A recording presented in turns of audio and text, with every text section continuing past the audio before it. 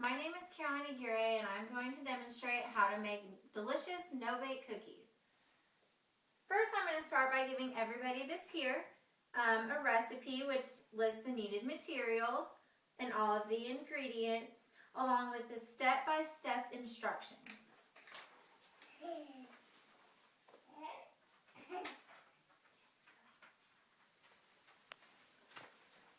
And now I'm going to tell you a little bit about no-bake cookies. No-bake cookies is a fun way to cook with children. I grew up on this recipe, learned from my mom.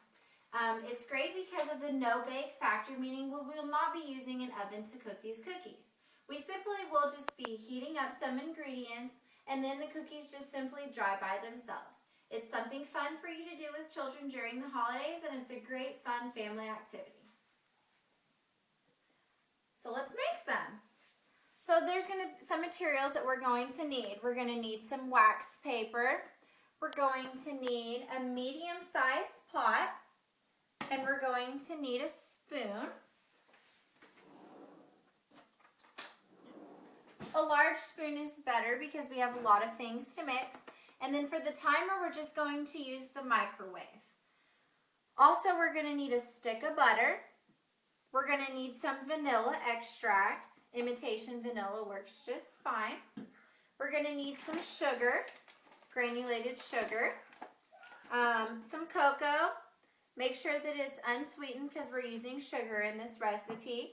We're going to need some milk. In this case, we're going to use almond milk, which is just fine. And then we're going to need some peanut butter. You can choose creamy or crunchy, whichever you prefer. We're going to need some oatmeal. And we're going to need some coconut. And then make sure you have just a couple of measuring cups just to make things easy. All right, so let's get started. So first, just turn your burner onto low, so about 2. So we're going to melt the butter. So just make sure you have a stick of butter. And if you cut it into pieces, it makes it easier for the butter to melt. It helps it melt faster so that you don't have to stand there for a long time. So we're just cutting the butter into little pieces.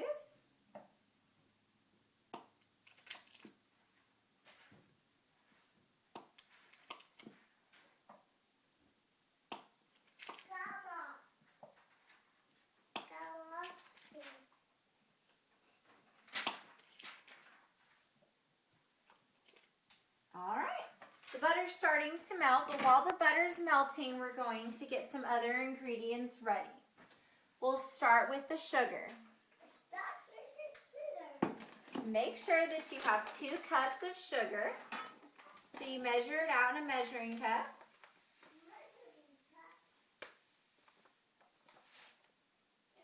Kind of shake it around to make sure that you get it up to the line.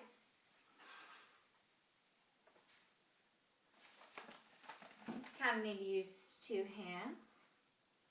All right, there's 2 cups of sugar. And then we're going to need milk. So you get your milk out and it's half a cup. So you measure out half a cup of milk.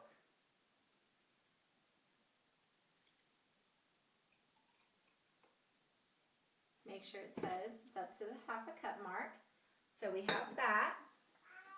And then you're going to need half a cup of cocoa. It's kind of clumpy, so you just have to make sure you shake it evenly. Flip it around this way. Just keep an eye on your butter. Make sure it's not burning or anything.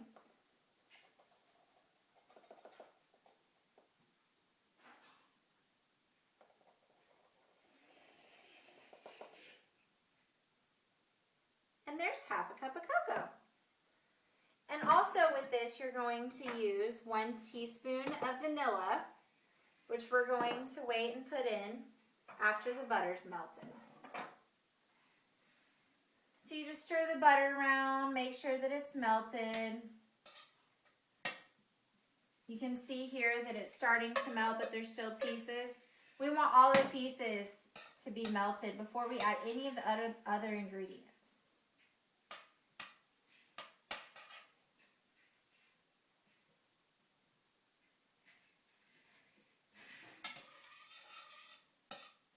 Just stir it around for a little bit. This process takes about 2 minutes. You stir it, it helps a little bit.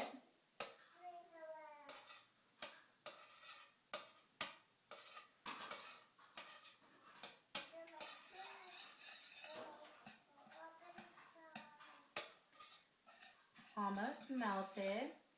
Again, this is on low heat. Because when we add the sugar, if it's too high, then the sugar won't be the way it's supposed to be.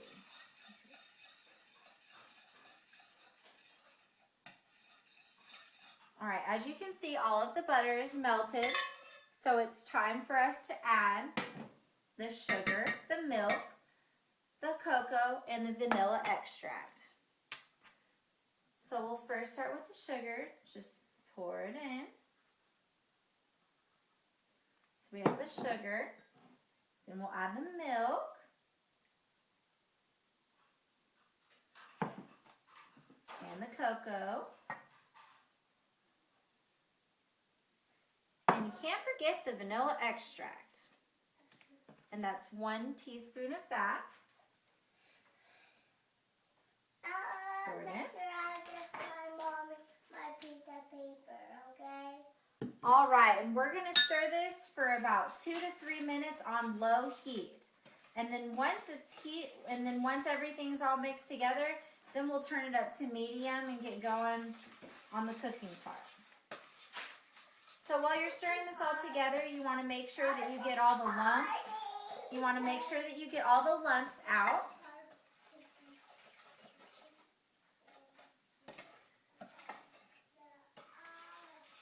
You just want to make sure that everything is dissolved, so you'll have just like a chocolatey syrup looking stuff.